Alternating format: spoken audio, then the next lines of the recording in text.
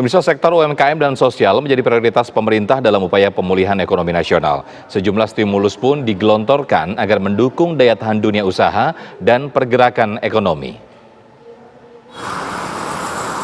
Sebagai bentuk respon atas penurunan aktivitas masyarakat akibat pandemi COVID-19 yang berdampak terhadap pertumbuhan ekonomi, pemerintah menghadirkan program pemulihan ekonomi nasional untuk mengurangi dampak COVID-19 terhadap perekonomian.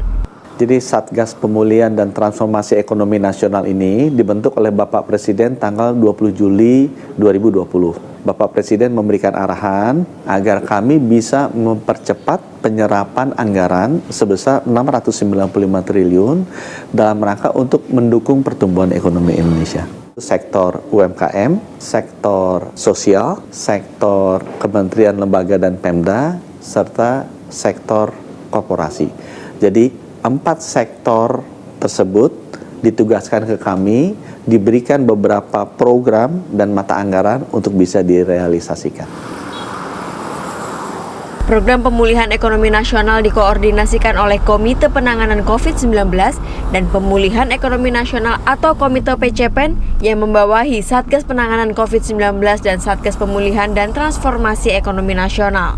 Untuk program-program ini merupakan program bantuan, di mana pada saat pandemi ini kan turun kegiatan ekonomi, aktivitas ekonominya. Dan saya rasa memang itu sebabnya penekanannya diberikan kepada sektor bantuan sosial dan juga sektor UMKM.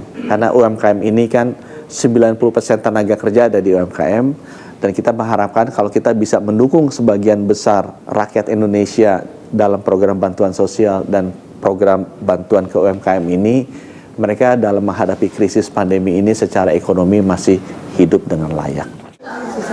Kehadiran program pemulihan ekonomi nasional dan Satgas Pemulihan Ekonomi Nasional yang berfokus mengakselerasi program-program pemulihan ekonomi nasional di bidang ekonomi agar cepat terrealisasi diharapkan dapat meringankan beban ekonomi masyarakat, mendukung daya tahan dunia usaha khususnya UMKM, dan menjadi stimulus pergerakan ekonomi nasional di tengah pandemi COVID-19.